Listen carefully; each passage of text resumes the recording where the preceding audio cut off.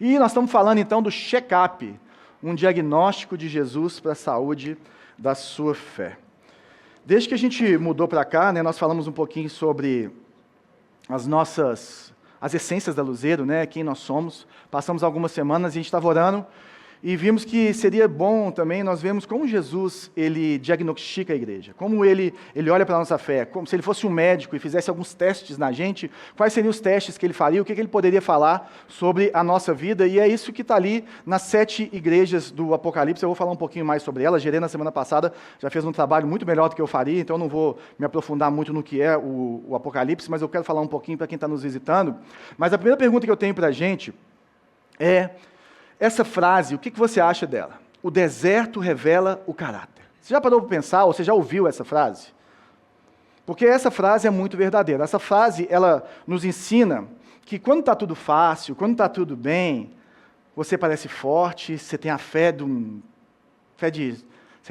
grande homem de Deus, de uma grande mulher de Deus, mas quando vem o deserto, e o deserto significa provação, o deserto significa um tempo, as magrelas da vida, E quando vem o deserto, quando o chão treme, quando a dor vem, quando a doença vem, quando as dificuldades vêm, aí o que está realmente dentro de nós aparece. A gente fala que a nossa maturidade passa muito por como nós reagimos às coisas da vida. E o sofrimento, ou o deserto, é um diagnóstico que nós podemos ter, então, em relação à nossa fé, porque por meio do sofrimento, por meio do deserto, é que nós demonstramos o quanto nós confiamos em Deus ou não, ou em que nós confiamos, onde que nós colocamos, sim, a nossa confiança, se é em Jesus ou se são nas circunstâncias, se é no poder, se é, no que mais que pode acontecer. E todos nós passamos por dor. Não é se você vai sofrer, é quando você vai sofrer. A vida ela tem altos e baixos, a vida ela tem sim sofrimento, e um dos problemas de alguns meios evangélicos é prometer que você não vai sofrer mais. E você não vai ver isso na Bíblia. Pelo contrário, os homens que tinham a maior fé foram homens que sofreram até a morte.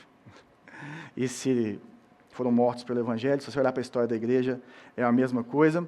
E a gente sente muito a dor. Nós queremos evitar a dor. A gente sente a perda, a gente sente o peso, a pressão do medo de falhar, do medo da igreja não completar 5 anos, do desemprego, da falta de dinheiro, da doença, da solidão, dos relacionamentos quebrados, porque a nossa sociedade, uma sociedade ensimesmada, ela nos ensina que você é o que você conquista. Então você é o grande médico que você se tornou, você é o grande empresário, você é o casamento que você criou, a família linda e bela que você tem, que anda com as roupas da mesma cor, para poder ficar bonito nas fotos do Instagram.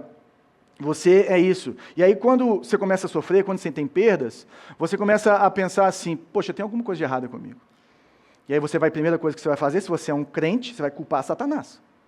Não é verdade. A culpa é de Satanás. Então vamos começar a amarrar, expulsar o Satanás. E de vez em quando a gente para olhar para a gente, talvez é a nossa própria carnalidade, ou talvez sejam as situações da vida que chegam para a gente. E aí a gente às vezes fica pensando que a gente sofre e que está tudo errado, mas e se aos olhos de Jesus o sofrimento for um teste que revela a saúde da nossa fé? E se Jesus usar o sofrimento para nos deixar mais crentes, mais parecidos com Ele? E hoje nós vamos olhar para a igreja de Esmirna. Então nós estamos aqui olhando para as 7 igrejas do Apocalipse. Eu vou explicar um pouquinho sobre isso. Eu só quero ler o texto primeiro, são 4 versículos que fala dessa carta para essa igreja de Esmirna, que está ali no capítulo 2 de Apocalipse, dos versos 8 ao 11, e aí eu vou te falar um pouquinho sobre isso. Escreva essa carta ao anjo da igreja em Esmirna. Esta é a mensagem daquele que é o primeiro e o último, que esteve morto, mas agora vive. Conheço suas aflições e sua pobreza, mas você é rico. Sei da blasfêmia dos que se opõem a você. Eles se dizem judeus, mas não são, pois a sinagoga deles pertence a Satanás. Não tenha medo do que está prestes a sofrer. O diabo lançará alguns de vocês na prisão a fim de prová-los, e terão aflições por 10 dias. Mas se você permanecer fiel, mesmo diante da morte, eu lhe darei a coroa da vida. Quem tem ouvidos para ouvir, ouça o que o Espírito diz às igrejas. Quem for vitorioso não sofrerá o dano da segunda morte. Essa que é a palavra de Deus. Gente, quando a gente pensa em Apocalipse, muitas vezes você pensa nos filmes catastróficos que você assiste. É ou não é verdade? Tudo que tem a ver com Apocalipse tem a ver com um caos, com uma destruição, com fome, com falta de energia, com Mad Max, para quem é da minha época ou mais, né? Os mais novos acho que nem sabem o que é Mad Max. Mas, na verdade, Apocalipse é o apóstolo João, ele estava na ilha de Patmos, ele estava preso ali, porque ele pregava o evangelho. Ele é o único dos apóstolos que estava vivo nessa época. Ele foi o único que não morreu martirizado, morrido, né? Morreu de velho. E ele estava ali isolado, né? E aí Deus resolve se revelar a ele. Se você ler ali no capítulo 1, fala que ele manda um anjo para falar aquilo que Deus queria falar para 7 igrejas, tá? E ele está exilado, e essas 7 igrejas elas estão ali na Turquia atual, que naquela época era chamada de Ásia Menor, e o contexto desse momento é que os cristãos estavam sendo extremamente perseguidos pelo Império Romano. Então eles estavam procurando matar os cristãos. Nós estamos aí mais ou menos em 95 depois de Cristo, mais ou menos, tá? E aí ele é o último vivo, ele está escrevendo essa última carta, e ele manda essa carta para essas 7 igrejas, só voltar aqui. E Apocalipse quer dizer revelação. O Gerê falou na semana passada que Apocalipse quer dizer descortinar, né? E é a mesma coisa, é o mesmo sentido, que quer dizer que não é que significa o fim do mundo. Vou te mostrar como é que é o fim do mundo. Não, eu quero tirar o véu para que você veja o que Deus está fazendo e como que Ele vai restaurar a humanidade. Apocalipse tem mais a ver com esperança do que com medo. Pelo contrário, ele vem para tirar o nosso medo. E essa revelação, ela vem, então nós estamos aqui, Patmos é uma dessas ilhas aqui, e aí você tinha uma rota que vinha aqui, você tem essa Éfeso, Esmirna aqui, Esmirna é um pouquinho mais para cá, né, porque ela tem a cidade litorânea, e tem gente que acha que isso aqui tem algum sentido, mas isso, na verdade, naquela época, essa era a rota comercial do Império Romano. Então as coisas chegavam pelo litoral, ou por Esmirna, ou por Éfeso, e iam seguindo essa rota, que era a rota do correio romano também. Então ele manda exatamente na ordem que o correio romano funcionava, que a rota comercial de Roma funcionava. E essa carta, então, ela é uma carta de esperança para essas igrejas. Essas pessoas estão sofrendo. E Jesus está falando para elas assim: eu vejo a sua dor. Eu vejo o que você está passando, eu sei o que você está passando, mas eu estou no controle. E eu venci o mundo. O que eu espero de vocês? Sejam fiéis. E é interessante que Esmirna... voltando aqui. Olha que interessante o que ele fala sobre o Apocalipse. Lá no comecinho ele fala assim, feliz é aquele que lê as palavras dessa profecia, e felizes são aqueles que ouvem a sua mensagem e a obedecem ao que ela diz, pois o tempo está próximo. Não tem nenhuma outra carta que fala assim, feliz é aquele que lê essa carta. E a gente fica morrendo de medo de nos aproximarmos do Apocalipse, porque é uma linguagem apocalíptica, como o Gerê, o André falou na semana passada, e tem outros livros, como Daniel, que tem essa linguagem apocalíptica, mas ele não está falando assim, olha, você vai ter medo de ler essa carta. Ele falou assim, olha, você vai ficar feliz se você ler esse conteúdo. Se você ler essa carta, você vai ter revelação, você vai entender a profecia, e você vai ser feliz, porque quem ouvir essa mensagem e obedecer ela, vai entender que a vida e a morte estão nas mãos do Senhor. Que a sua história está nas mãos do Senhor. E ele vai falar para essa igreja em Esmirna, que hoje em dia, ela existe até hoje, essa cidade, ela chama Izmir. E ali na Turquia, e algumas dessas igrejas, quase todas, elas são só ruínas hoje, né? Mas Izmir ainda existe, ela tem cerca de 3 milhões de habitantes hoje, é uma grande cidade, né? E ela é uma cidade portuária ali no Mar Egeu, e ela está mais ou menos a 56 quilômetros de Éfeso. E essa cidade, naquela época, ela era conhecida ou famosa pela sua beleza, ela era muito linda, muito bela, ela era chamada como a primeira da Ásia, a mais bonita das 7 igrejas, a que se destacava, e por isso ela era rival de Éfeso. Porque se você viu o que o Gerê falou na semana passada, Éfeso era uma cidade extremamente poderosa, uma cidade extremamente bonita, mas Esmirna se sentia ou se achava mais bonita que ela. Ela concorria com ela. Ela era considerada como se fosse a coroa da Ásia Menor. E o porto dela era o principal porto para que chegasse ali o comércio e aquilo tudo. E ela tinha um monte que chamava Monte Pagos. E onde tinham vários templos para os deuses daquela época, né? O deus Cibele, Zeus, Apolo, Afrodite, por aí vai. E E também é nesse monte que tinham casas com arquiteturas maravilhosas. Então ela era assim, magnífica. Beleza natural, mar, grandes construções, vários templos, né? E uma outra coisa interessante é que ela era um centro de culto ao imperador. Então, no Império Romano, você podia fazer tudo, seguir o Deus que você quisesse, contando que você também adorasse o imperador como um Deus.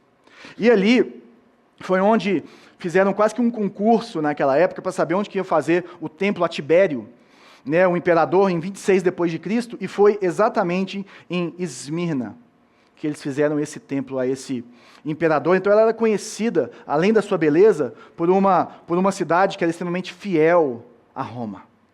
Então uma cidade rica, uma cidade bela, tudo de bom, né, gente, para morar, não é verdade? Rio de Janeiro, sem os problemas. Rio de Janeiro da época da minha avó. E aí ele escreve para essa carta, escreva essa carta ao anjo da igreja de Esmirna. Então o anjo da igreja, a gente já viu, o GD falou isso com mais detalhes na semana passada, mas o anjo da igreja não é um anjo de verdade. Por mais que a gente acredite em anjos, o anjo está falando com João. Mas ele está falando que é para a liderança daquela igreja, para o pastor daquela igreja, porque o pastor daquela igreja, a liderança daquela igreja, eles iriam ler essas cartas para toda a igreja, para todas as pessoas que faziam parte daquela igreja. E é interessante que quando você vai se apresentar para alguém, o que você fala? Por exemplo, se eu estou falando de futebol com alguém, eu vou falar o quê? Eu torço para o Galo. Não é verdade?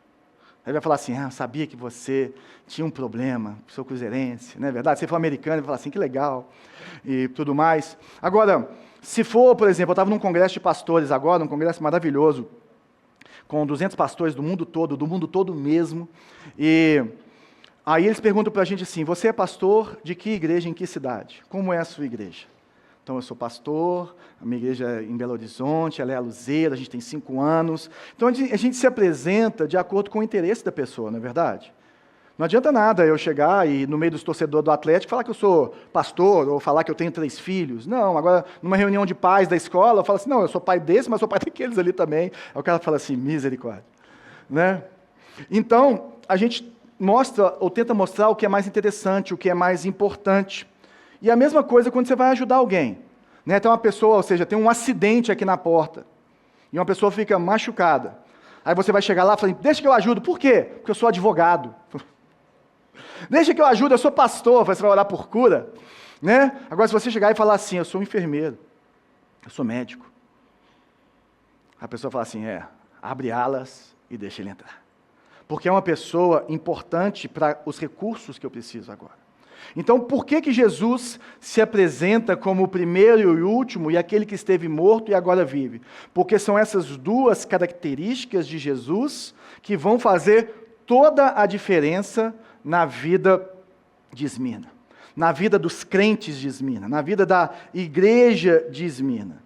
E o que Jesus faz, então, é se apresentar não como um estranho, mas como alguém que conhece a jornada deles, conhece as dores, conhece as dificuldades, como alguém que tem características, qualidades especialmente escolhidas para atender essas necessidades dessa igreja. Olha que lindo. Talvez você está aqui hoje visitando a gente, primeira vez que você entra numa igreja, ou primeira vez que você escuta um pastor falando. Eu queria te falar que Jesus tem qualidades maravilhosas e específicas para qualquer coisa que você está passando. Ele é a resposta para qualquer problema que nós temos. E ele se apresenta, então, para essa igreja de Esmirna como alguém que entende o sofrimento. Então, ele fala como alguém que está no meio da dor dela, que se compadece dessa dor. E ele fala primeiro que ele é o primeiro e o último. No primeiro capítulo dessa carta, quando eles estão fazendo a introdução, ele se apresenta como alfa e ômega, que é a mesma coisa. E ele está fazendo um paralelo com isso, né, uma paráfrase disso. E ele está trazendo que ele é o primeiro e o último. Primeiro por quê? Porque a cidade de Esmirna se entendia como a primeira da Ásia, a mais importante, a mais bela, a mais rica. E aí Jesus está falando assim, olha, eu que sou o primeiro de tudo. Você se acha a bambambam, a melhor da Ásia, a mais linda da Ásia, mas eu queria te falar que eu sou o Senhor de todo o universo, igreja. essa cidade que está te oprimindo, ela não sabe nada, porque eu sou o verdadeiro começo e fim das coisas. Não são eles que decidem, os que estão te perseguindo, os que estão te prendendo, os que estão te matando. Não são eles que decidem o seu fim, porque eu sou o Senhor soberano sobre toda a criação. Eu sou o começo e o fim, o alfa e o ômega. Eu sou o princípio e o fim. Eu sou o primeiro e o último. Eu estou no controle do presente e do futuro. Eu sou Senhor. Para aquela igreja que estava sendo oprimida, Jesus está falando assim: eu me importo com você, e eu vou te sustentar em meio ao sofrimento. E ele também se apresenta como aquele que esteve morto e agora vive. E todo cristão sabe que Jesus morreu e ressuscitou. E por que isso é importante para Esmirna? Eu não sei se você sabe, mas a história da cidade de Esmirna, em 600 a.C., essa cidade foi completamente destruída, virou pó. E aí, em 290 a.C. ainda, ela é reconstruída, mais bela, mais linda. Ela ressuscitou dos mortos. E Esmirna sabia muito bem o que era morrer e voltar à vida. Uma cidade que tinha acabado, que não era nada, que era como escombros de algumas das cidades que nós estamos vendo aqui, mas que agora ela era viva. Ela era conhecida como a fênix, né, que é da mitologia grega, a fênix da Ásia Menor, porque a fênix era uma ave que na mitologia ela ia se esquentando e ela implodia e virava cinzas e depois de um tempo ela voltava a viver. Ela era essa cidade que exalava essa vida. E Jesus está falando assim: eu sou muito maior do que isso, porque a vida e a morte estão nas minhas mãos. Eu morri, eu ressuscitei. Eles podem tirar a sua vida, mas não podem tirar a sua vida eterna. Olha para mim. Olha que consolo, gente. A gente podia parar aqui, orar e ir embora. Porque assim a gente já vê o tanto que Jesus pode consolar o nosso coração e o tanto que Jesus lembra a Esmirna que o céu está envolvido nas nossas vidas. Que Ele individualmente olha para a nossa dor, para as nossas mazelas, para os nossos problemas, e Ele se compadece de nós. E Ele tem força para nos dar. E Ele continua falando: eu conheço as suas aflições, a sua pobreza, mas você é rico. Gente, por que Jesus conhece as aflições? Porque Ele ouviu falar, porque Ele é Deus? Não só por isso, mas porque Jesus Cristo, quando se fez homem, Ele foi traído, Ele foi rejeitado, Ele foi humilhado, Ele foi ferido, Ele foi perseguido e Ele foi morto com morte e morte de cruz. Ele fala assim: eu sei o que é sofrer. Eu sei o que é ser perseguido até a morte. Eu sei o que é ser rejeitado. E essa palavra no grego, eu não sei se você sabe, mas todo o Novo Testamento está escrito em grego koiné, quase todo ele. E essa palavra no original, ela significa, ela é típlices. E ela significa pressão, aperto, esmagamento. É como se eles estivessem sendo esmagados, oprimidos pela perseguição, pela calúnia, pelo empobrecimento social que a perseguição gerava. O que eles estavam fazendo? Eles estavam sendo esmagados para que eles negassem a sua fé. Para que eles se fizessem parecidos com aquela sociedade, não com o reino de Deus, e não com Jesus. E o que a gente precisa pensar ou aplicar na nossa vida é o que tem tentado esmagar a sua fé.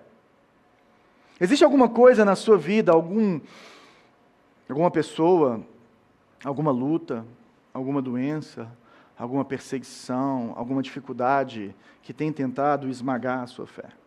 Tem tentado te fazer se desviar do Senhor, te tentar para sair dos caminhos do Senhor. No caso de Esmirna, ele fala: eu conheço as suas aflições, eu conheço a sua pobreza. Não sei se você está conseguindo ver aqui. Enquanto a gente não tiver o nosso telão de LED maravilhoso, brilhante, vai ser assim a nossa imagem. Mas, se puder abaixar só um pouquinho aqui, o pessoal vê a imagem. Essa palavra pobreza, e no grego você tem duas palavras para pobreza. A primeira delas é penia. E penia significa uma pobreza do supérfluo.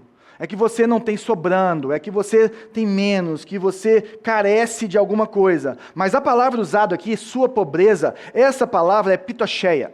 E pitocheia significa um mendigo, significa que você é pobreza extrema. E ela era, naquela época, representada por uma imagem de um mendigo agachado. Para mostrar a extrema pobreza. Para mostrar a extrema necessidade, a carência de tudo. Então, pode voltar um pouquinho à luz. o que o anjo está falando para João é que essa igreja, ela estava diante da sociedade, diante do mundo, ela estava necessitando de tudo. Ela estava passando fome. Ela estava vivendo numa extrema pobreza. Por quê? Porque eles tinham perdido seus empregos, porque eles eram cristãos. Porque eles tiveram suas casas queimadas, porque eles eram cristãos. Não é num problema econômico, né, e social. Nós estamos com uma peste aqui e está todo mundo sofrendo e está todo mundo pobre. Não, a cidade estava rica, as pessoas estavam prosperando, mas os cristãos estavam se empobrecendo. Por quê? Porque eles eram cristãos, eles estavam sendo maltratados. O autor de Hebreus, ele fala um pouco sobre essa realidade no capítulo 10, ele fala assim, olha, sofreram com os que foram presos. Quem sofreu? A igreja. E aceitaram com alegria quando lhes foi tirado tudo que possuía. Olha isso. Olha como que essas pessoas recebiam essa perseguição, recebiam essa pobreza, recebiam essa opressão. Eles recebiam com alegria. Sabiam que lhes esperavam coisas melhores que durarão para sempre. É isso que Deus quer falar para Esmirna. Ele fala, olha, essa igreja sabe que existem coisas melhores do que o que eles estão perdendo. Mas eu fiquei pensando, o que nos torna pobres hoje em dia? Quanto mais numa igreja na zona sul de Belo Horizonte, no Belvedere. Quase todo mundo aqui chegou aqui de carro ou de Uber. Tiver um ou dois que veio de ônibus. Então o problema de vocês e meu não é a pobreza extrema, correto? Poderia ser se eu estivesse pregando no sertão. Qual a pobreza que nós temos entre nós? Ou que pode nos tornar pobres? Será que a tentação de não usar métodos que Jesus não aprova, métodos suspeitos para ganhar dinheiro, não é uma das nossas pobrezas, ou você está usando isso?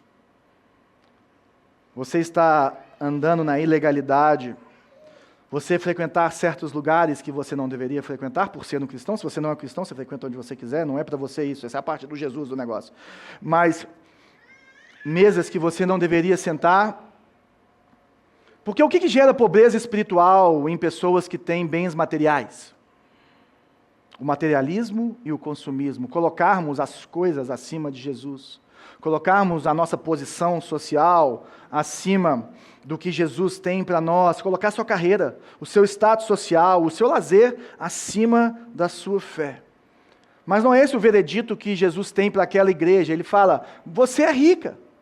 Esmirna, igreja de Esmirna, vocês aí que estão em extrema pobreza, vocês são ricos. Então a medida de sucesso e de riqueza do céu, de Jesus, é diferente. Porque aos olhos de Jesus, nós temos das 7 igrejas, 2 que Jesus não tem nada contra elas. Esmirna e Filadélfia. E essas 2 igrejas são igrejas pobres. São as únicas igrejas que Jesus fala só de forças e não de fraquezas. Se você pensar em riqueza e pobreza e aplicar na nossa realidade hoje de igreja, pode ser que existam igrejas que são grandes, ricas, cheias de membros, como a igreja de Laodiceia, mas que são rasas ao tentar e conseguir ajudar as pessoas a serem mais parecidas com Jesus. E aí talvez nós estejamos olhando para essas igrejas e falando assim, uau, não sei quantos membros, uau, não sei quanto de grana, não sei quantos templos, olha que coisa linda, olha que tecnologia linda, olha que isso, olha aquilo, olha aquilo. Mas Jesus está olhando outra coisa.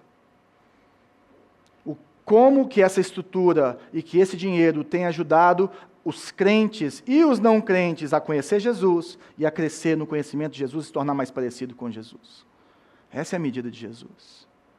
Para Jesus chamar uma igreja de rica, não é pela quantidade de membros que ela tem. E eu não sou contra a igreja grande, eu sou super a favor.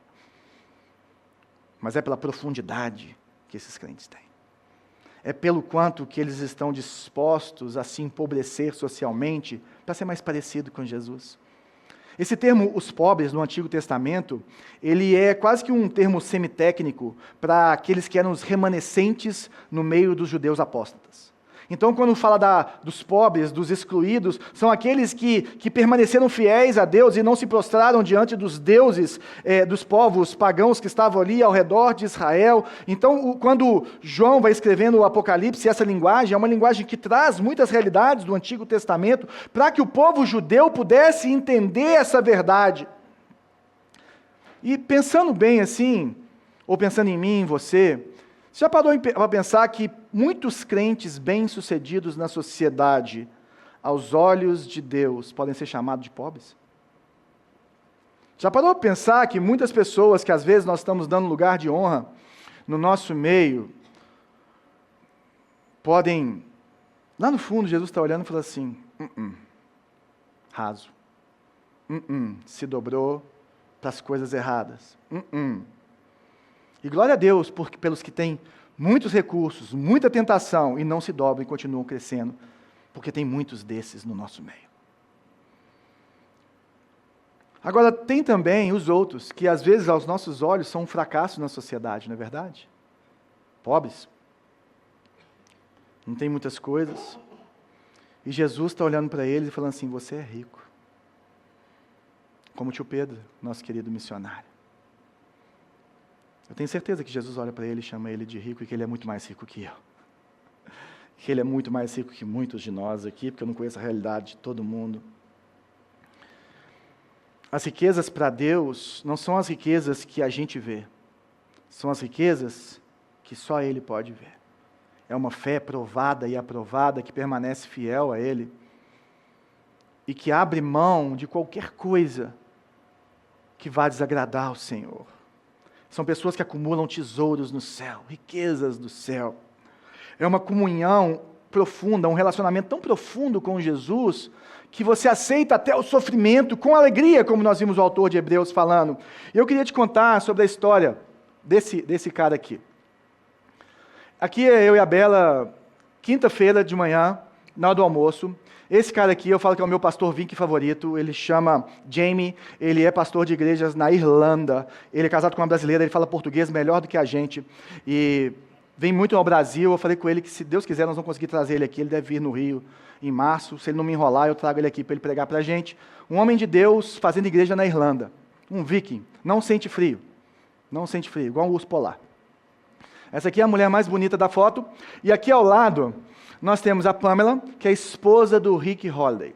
Esse senhorzinho, bonitinho, ele tem uma história que mexe muito comigo. Eu já te conheci ele de ouvir falar, eu tive o prazer, eu e meu irmão no ano passado, de jantarmos com ele, nesse mesmo evento, e agora nós almoçamos com ele, eu e a Bela, por acaso, encontrou a mulher dele num outro congresso que ela foi em setembro. Não foi por acaso, né? Foi Jesus. E esse homem, ele se converte com seus 16, 17 anos, e orando, querendo se entregar para Deus, querendo agradar a Deus com a sua vida, ele entende de Deus que ele tinha que estudar a contabilidade, a administração, naquela época, sistema da informação, para poder servir o Senhor dentro da igreja. Ele se sentiu chamado para ser um administrador de igreja. Então ele começa a ser o auxiliar, o estagiário, ali na Primeira Batista de Atlanta, que era na época uma das maiores igrejas dos Estados Unidos.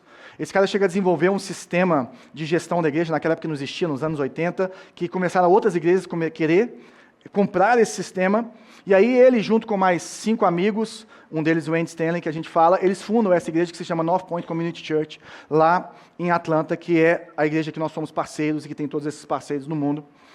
Esses caras, eles têm quase 100 mil pessoas que vão às suas igrejas, 9 igrejas em Atlanta, todos os domingos.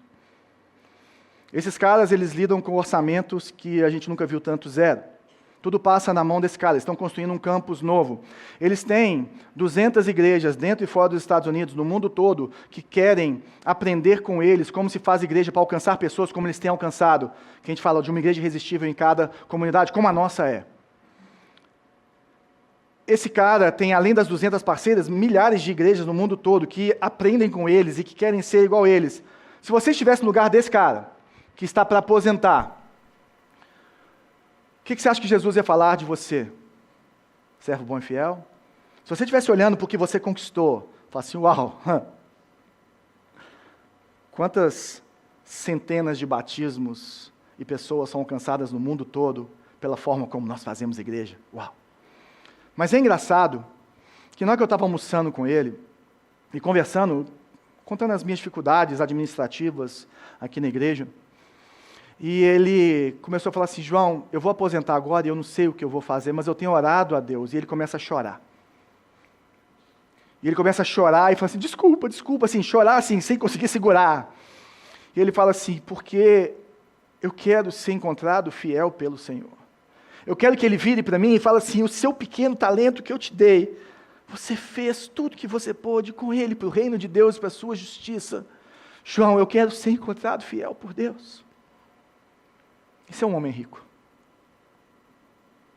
E não rico, milionário, porque ele usou a igreja como meio de se enriquecer. Não. A mulher dele ficou num hotel diferente da conferência, porque era mais barato. Mas ele é um homem rico para Deus. Porque depois de ter conquistado isso tudo, ele podia ser mega orgulhoso, não é verdade? Quantos de nós estaríamos ali e não conseguiríamos lidar com esse tanto de poder? E ele vira para um cara, um brasileiro de Belo Horizonte, que ele mal conhece, e fala assim, João, eu quero ser encontrado fiel a Deus. É isso que a gente vai precisar. É o coração de um Rick Holiday da vida, que não quer aposentar porque quer continuar servindo a Deus de forma fiel. Eu sei da blasfêmia dos que se opõem a você. Eles se dizem judeus, mas não são, pois a sinagoga deles pertence a Satanás. Eu sei da blasfêmia. E essa palavra blasfêmia ela é interessante porque ela é exatamente a palavra usada para falar da blasfêmia contra Deus. E blasfemar contra Deus a gente sabe que é um negócio complicado, não é verdade? É um negócio temerário. E o que ele está falando é que quem maldiz e persegue a igreja, e principalmente os judeus religiosos que perseguiam a igreja, eles estavam blasfemando contra Deus por perseguir a igreja. E é por isso que ele fala, ele não está falando de todos os judeus, mas ele está falando dos judeus que não reconheceram Jesus como seu Salvador e que perseguem e perseguiam o cristianismo, falando que o cristianismo era uma seita de Satanás. E ele está falando assim, a sinagoga, que a sinagoga é onde os judeus se reúnem, a sinagoga deles não é a sinagoga de Deus, não é onde Deus é exaltado, é a sinagoga de Satanás. E Satanás aqui quer dizer adversário. E é interessante que Jesus teve um papo desse, em João 8, no Evangelho de João. Alguns judeus vieram questionar que se Jesus era Deus ou não. E aí Jesus fala assim, olha, não é bem por aí. E eles falam assim, mas nós somos filhos de Abraão, ou seja, nós somos descendentes da promessa. Nós somos descendentes daquele que Deus fez a sua aliança. E aí Jesus fala com eles, pois são filhos de seu pai, o diabo. É exatamente isso que João está falando. E gostam de fazer as coisas perversas que ele deseja. Ele foi assassino desde o princípio, sempre odiou a verdade, pois não há verdade alguma nele. Quando ele mente, age de acordo com seu caráter, pois é mentiroso e pai da mentira. Quem gosta de passar por dificuldades, aflições aqui? Ninguém, eu não gosto. Quem gosta de ser caluniado, blasfemado? Ninguém. Nenhuma dessas coisas são coisas que nós desejamos, que nós buscamos. Que, pelo contrário, nós queremos que passe rápido. Nós queremos que cesse logo. Só vale a pena qualquer aflição, doença, dificuldade. Só vale a pena quando algo mais valioso está em jogo. Por exemplo, as mulheres se colocam numa dor extrema no parto. E é uma coisa que pode até matar. Mas elas vão sem medo, porque a coroa, o presente, é a criança que nasce. E quando ela nasce, toda dor vai embora. É como um pai, quando ele vê os filhos em uma situação difícil, ele se coloca no lugar deles e ele pula na água para salvar o filho, e quando ele protege a sua família, é algo mais valioso que está em jogo, e você se coloca nesse lugar de sofrimento, porque tem algo que é mais importante para você do que aquela situação, aquela questão, aquela dor do parto. E para eles, então, eles preferiam perder os empregos, ter suas casas queimadas, perder o seu status social e serem presos, do que negar Jesus. porque era simplesmente adorar ao imperador, simplesmente falar que o imperador era maior que Jesus. E eles falavam assim, eu não posso fazer isso. É interessante que a palavra Esmirna, ela vem da raiz mirra. Mirra é um dos presentes que Jesus recebeu, né? Mas a mirra, ela é uma erva amarga. Então, se você experimentar a mirra, ela reflete essa amargura, esse sofrimento da perseguição que eles estavam passando. Mas quando a mirra é queimada, ela vira um incenso, um cheiro maravilhoso que faz com que todos tenham prazer naquele ambiente. É exatamente essa a questão da igreja de Esmirna. Estava sendo amargurada, mas quando queimada, quando passada pelo fogo da provação, aquelas pessoas, elas agradavam a Deus com o seu sacrifício. Então, o que nós precisamos de pensar em relação a Esmirna, para a minha vida e para a sua vida, que eu acho que é o mais importante, é examinar nossas prioridades. Pensamos se nós preferimos as riquezas temporárias deste mundo ou as riquezas eternas de Deus. O que você tem escolhido? De verdade. O que você tem escolhido? Os prazeres, Deus. E Deus tem muitos prazeres para nós. As riquezas ilícitas, ou atropelando pessoas, ou não na forma de Jesus, ou Jesus. O que é mais importante para vocês? Porque nós esquecemos o que é ser uma igreja como eles eram. Em Filipenses, Paulo fala disso quando ele fala, eu quero conhecer a Cristo, experimentar o grande poder que o ressuscitou, quero sofrer com Ele, participando de sua morte, para que de alguma forma alcançar a ressurreição dos mortos. Se esse for o nosso desejo, mesmo na Babilônia, mesmo na sociedade do prazer, mesmo na sociedade que foge do sacrifício, se o nosso desejo for realmente conhecer a Jesus, experimentar o poder de Jesus e o poder do Espírito Santo nas nossas vidas, nós vamos nos sacrificar. Nós vamos ficar mais pobres para o mundo, porque o sofrimento com Cristo é um privilégio, meu irmão. Sofrer com Jesus, participar disso. E é interessante que é muito difícil você entender o que Paulo fala, que é participar de sua morte, né? E é exatamente isso que Deus está nos ensinando na igreja de Esmirna. Participar de sua morte é você sofrer por causa da obra, sofrer por causa do crescimento do Evangelho, sofrer por causa de Jesus. Isso que é participar da sua morte. Enquanto o mundo avalia os homens pelo ter, Jesus os avalia pelo ser. Quem você é? Porque o que nós precisamos de aprender, gente, o que mais importa nessa vida é ser rico para com Deus. O que importa é juntar tesouros nos céus. Pedro, bem no comecinho da igreja, né, e isso está escrito em Atos, no capítulo 3, Pedro e João, eles estão passando na porta do templo, e é uma chama Porta Formosa. E tem um mendigo, o mendigo pede para eles dinheiro, fala assim, me dá uma esmola aí, me dá dinheiro, me dá alguma coisa. Olha a resposta de Pedro para eles. Não tenho nem prata nem ouro, mas o que tenho te dou. Em nome de Jesus Cristo, Nazareno, levanta-se e anda. Meu irmão, a igreja de Esmirna, ela não tinha prata nem ouro. Mas sabe o que ela tinha? O poder do ressurreto fluindo das suas vidas. A palavra de Deus sendo ministrada poderosamente na vida das pessoas. A vida de Cristo crescendo nelas e curando vidas, salvando pessoas, trazendo pessoas do inferno para o reino de Deus, restaurando famílias. Ela era extremamente poderosa e rica em Deus, cheia do poder de Deus. Em nome de Jesus, levanta e anda. Em nome de Jesus, vamos caminhar, vamos andar. Deus tem mais. Deus é vida, Jesus é mais. Esmirna era fiel, era pobre, mas era rica diante de Deus. E ela não era só rica para ela enriquecia as pessoas que estavam ao seu redor. Não tenha medo do que está prestes a sofrer. O diabo lançará alguns de vocês na prisão a fim de prová-los e terão aflições por 10 dias. Então o que está acontecendo? Algumas pessoas estão sendo presas. E Jesus deixa claro que o diabo ia usar, né, essas pessoas, o Império Romano, para que fossem presos algumas pessoas. E ser preso naquela época, gente, ser preso é ruim de qualquer jeito, não é verdade? Mas ser preso naquela época significava, você provavelmente vai morrer.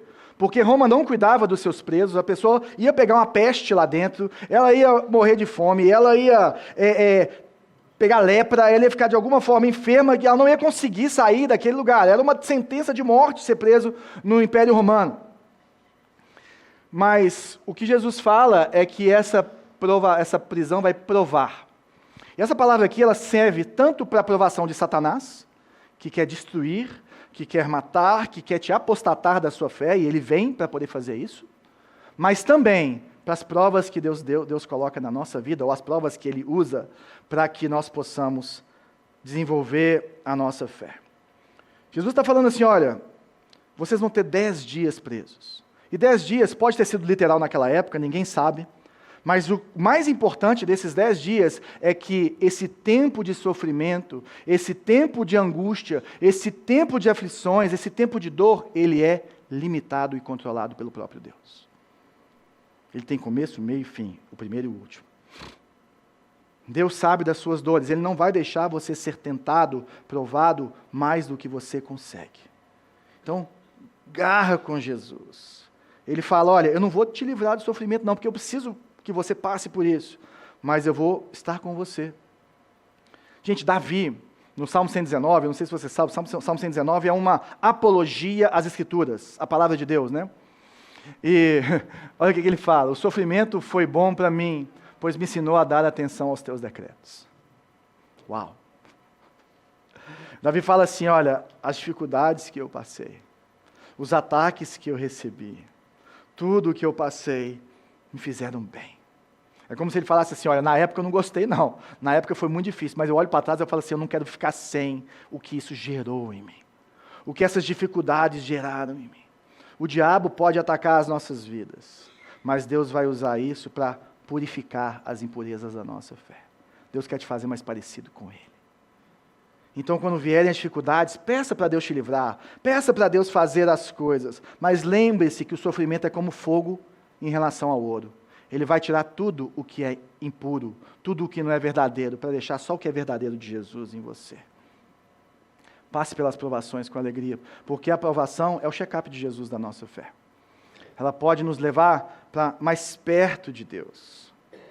A pressão do sofrimento, ela não deve nos afastar de Cristo, ela deve nos pressionar para Cristo, ela deve nos empurrar para mais perto dele, nos fazer orar mais, jejuar mais, ler mais a palavra, sermos mais humildes, nos dobrarmos diante do Senhor, porque no sofrimento e nessas dificuldades, no deserto, é revelado para cada um de nós aquilo que está lá no fundo do nosso ser, quem nós somos, as nossas falhas, as nossas impurezas, e isso pode sim nos moldar para sermos mais parecidos com Jesus.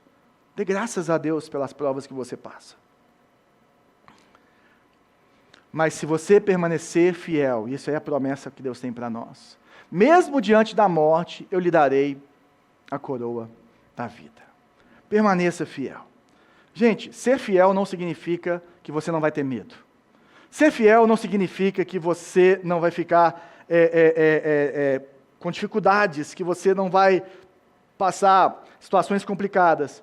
Ser fiel significa que você coloca a sua confiança em Deus apesar do medo.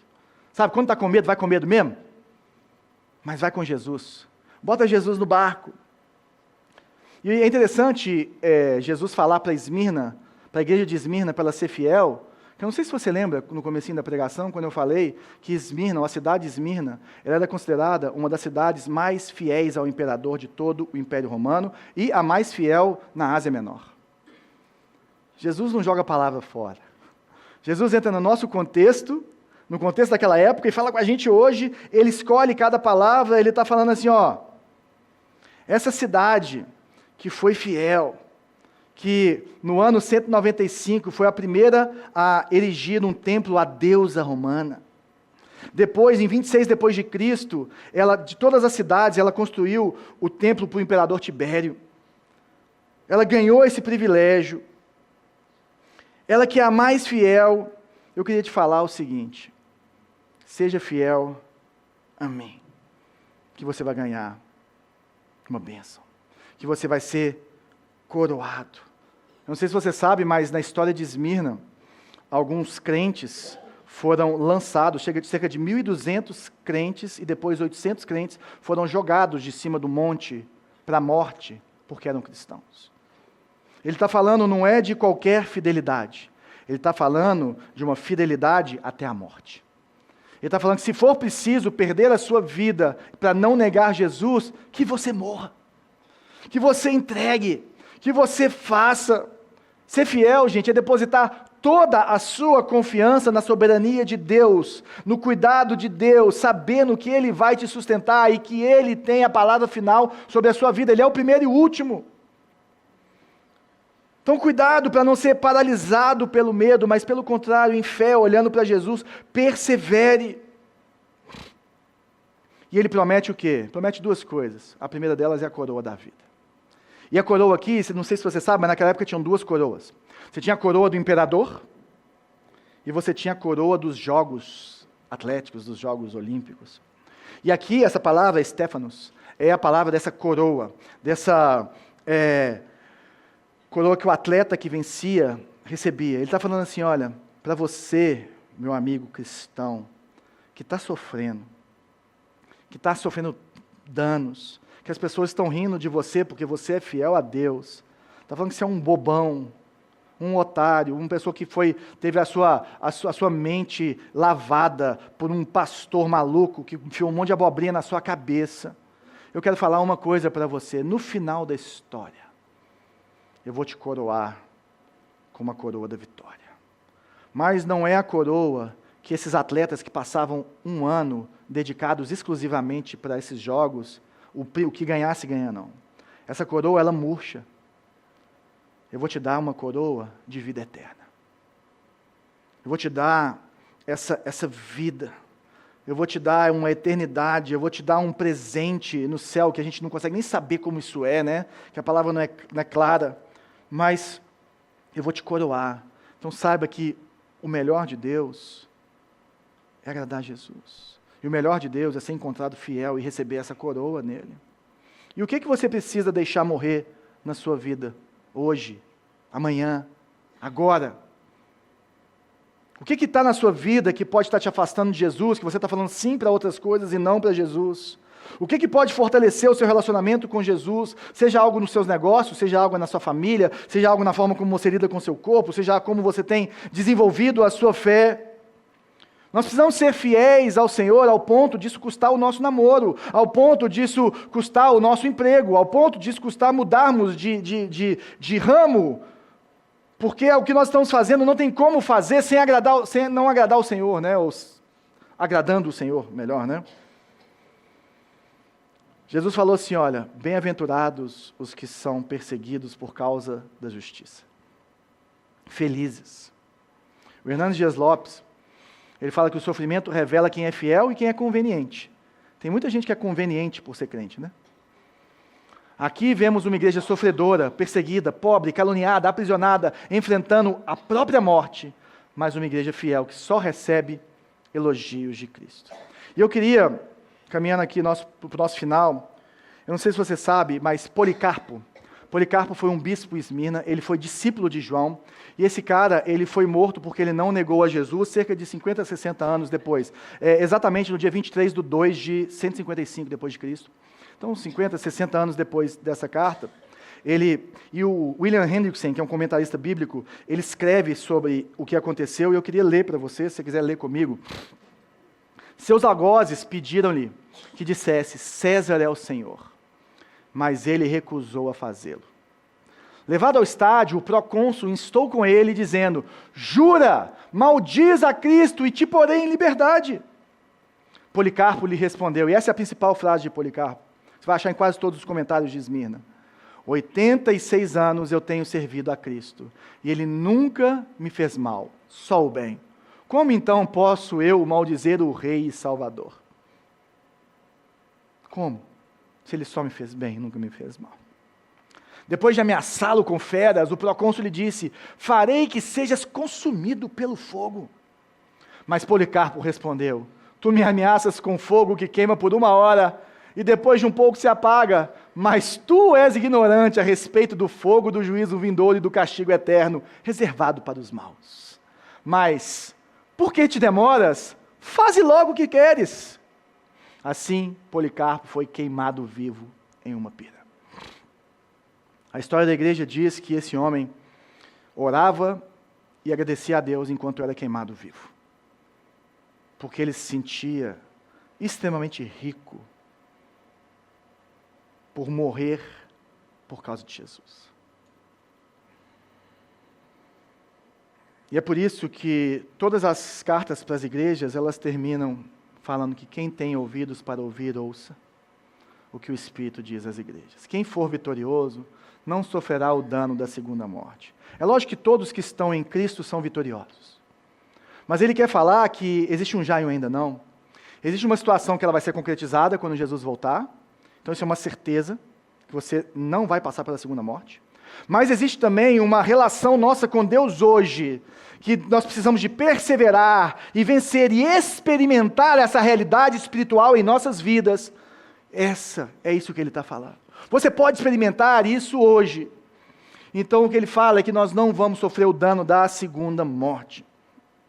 Gente, as pessoas podem tirar a minha vida, a sua vida. Elas podem tocar o nosso corpo, elas podem acabar com os nossos recursos, mas na eternidade, nós estamos garantidos com Jesus. E na eternidade, eu queria te falar uma coisa, Jesus venceu. E a nossa salvação, a nossa segurança, a nossa vida, os nossos medos, as nossas tribulações, tudo isso está sob o controle dEle. E Ele é Senhor sobre todas as coisas nesse mundo, e nós precisamos de só confiar as nossas vidas para Ele. Quem tem ouvidos, ouça. Ouça. Deixe com que essa realidade entre no seu coração, ore sobre isso. O que ele fala aqui é, abra o seu coração, abra a sua mente para as verdades do reino e comece a viver isso na sua vida. Jesus conhece as suas aflições, lá no capítulo 1 ele fala que Jesus anda no meio da igreja, no meio dos candeeiros. E Jesus caminha em nosso meio, porque a presença dEle nunca se afasta, Ele vai estar com a gente todos os dias da nossa vida, Ele sabe o que você está passando, Ele conhece a minha tribulação, Ele conhece a sua tribulação, Ele conhece a minha luta, Ele conhece a sua luta, Ele sabe as lágrimas que você derrama, que você não conta para ninguém, Ele sabe que muitas vezes nós nos empobrecemos diante dos homens para sermos fiéis a Ele, Ele sabe os tesouros que nós temos guardados no céu, que muitas vezes as pessoas não sabem, as nossas lutas, e aquilo que temos vencido com o Senhor. Ele sabe as calúnias que levantam contra as nossas pessoas. Jesus sabe como é venenoso e mortífero você ter uma conspiração de pessoas, ou você ser linchado, não em praça pública, mas em praça digital, por uma palavra mal colocada, por uma foto mal tirada. Ele sabe da nossa pobreza, mas Ele olha para a gente e fala assim, eu sei que você é rico, servo bom e fiel, entra no gozo do seu Senhor. Para você que está aqui nos visitando, seja muito, muito, muito, muito bem-vindo e abençoado. Eu queria te falar que Jesus sabe o que é sofrer. Eu tenho certeza que você tem uns sofrimentos, eu tenho certeza que você tem alguns medos na sua vida, e eu tenho certeza que você tem sonhos, planos, mas eu queria te falar que o mais importante que você pode fazer com a sua vida é entregar ela para Jesus e deixar com que aquele que é o primeiro e o último, que é Senhor da história, aquele que sabe o tempo exato da tribulação dos 10 dias, aquele que sabe o que é morrer, mas que ressuscitou e que te dá a vida eterna, que você pode receber essa vida eterna dele, apenas falando, Jesus, eu sei que eu sou fraco, eu sei que eu não sou nada diante do Senhor, entra na minha vida, se revela a mim, ou faz uma oração corajosa, fala assim, olha, se Deus existe, se você existe, Jesus, fala para o ar, se revela a mim, que eu quero te conhecer. Eu queria te desafiar a fazer essa oração. E como cristão, de muitos que estão aqui, como que está a sua pressão espiritual? Você mede a sua fé pelo conforto ou pela constância? Será que você tem pensado que ser abençoado é ter cada dia mais conforto? Isso é uma bênção. Mas será que você, tendo conforto, perde a constância na sua fé? Como que está o seu relacionamento com Jesus? Como que está a sua vida de santidade? Como que está a sua vida de entrega ao Senhor? Se Jesus fosse trazer um diagnóstico sobre a sua fé hoje, meu irmão e minha irmã, o que ele falaria? Ele ia falar assim: João, você é pobre. Ou João, você é rico. Não troque a coroa da vida pelas coroas desse mundo. Fica firme, meu irmão. Porque a minha dor, a sua dor tem prazo de validade. Jesus vai voltar. Jesus cuida de nós.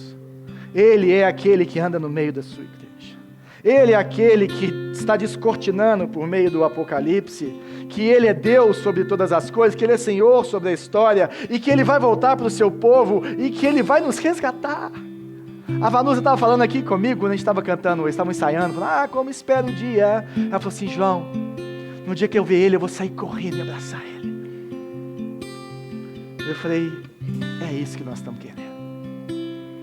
É isso que Jesus espera de nós. Se o seu coração for igual o que a Vanusa falou hoje, que todo dia você olha para Jesus e fala assim: o que eu quero é te abraçar, papai. O que eu quero é a sua presença. E o que tem nesse mundo, se vier é bênção, se não vier, o que é mais importante é a sua presença. Que a nossa oração como líderes da igreja é que a Luzeiro seja como Esmirna. Não uma igreja que é medida pelo tanto de luz que a gente tem bastante luz. Pelos ambientes maravilhosos que a gente tem, os nossos ambientes são incríveis. Mas pela profundidade da nossa fé. Se nós estamos conseguindo realmente inspirar pessoas a seguir Jesus. Se as pessoas de dentro e de fora amam participar do que a gente faz aqui. Se existe uma atração espiritual em que as pessoas querem ver o que Deus está fazendo na nossa vida. E cada dia mais nós nos sacrificamos para que o Rei dos Reis, o Rei que vem, o Rei que vai voltar, entre na vida de mais pessoas, porque o reino de Deus é a coisa mais maravilhosa e poderosa que você pode experimentar na sua vida, meu irmão. Então eu queria que nós vamos passar a ceia, e a ceia é a lembrança de que Jesus é por nós. De que Ele morreu na cruz, em nosso lugar, pelos nossos pecados. Então, se você acredita em Jesus, se você entregou sua vida para Jesus, ceie conosco. Se você ainda não sabe o que é esse negócio de Jesus, fica baixadinho, pode deixar passar, ninguém vai te julgar por isso, mas ceie conosco. E se você está desviado e está aqui nessa manhã, e Deus está te chamando de volta, meu irmão, confesse seu pecado para Jesus, pega a ceia e ceie com a gente, e vamos celebrar que Ele é um Deus de aliança, apesar de nós não sermos tão fiéis assim. E vamos cantar com todo o nosso coração para Ele. Amém.